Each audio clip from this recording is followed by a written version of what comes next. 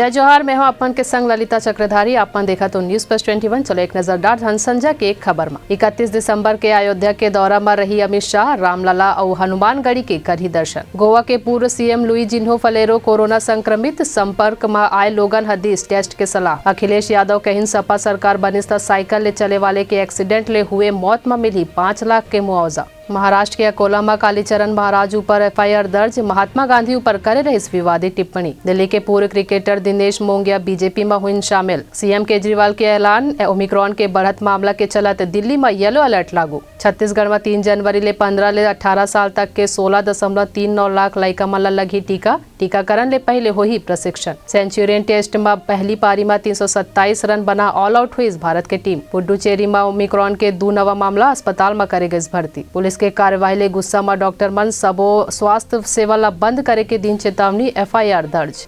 ऐसा नहीं तमाम जानकारी ले लगातार अपडेट रहे बर हमारे चैनल ला लाइक और सब्सक्राइब करना झन भूलो। नोटिफिकेशन बर बेल आइकन ला घलो दबाओ। देखत रहो न्यूज प्लस 21, आप मन के हक की बात।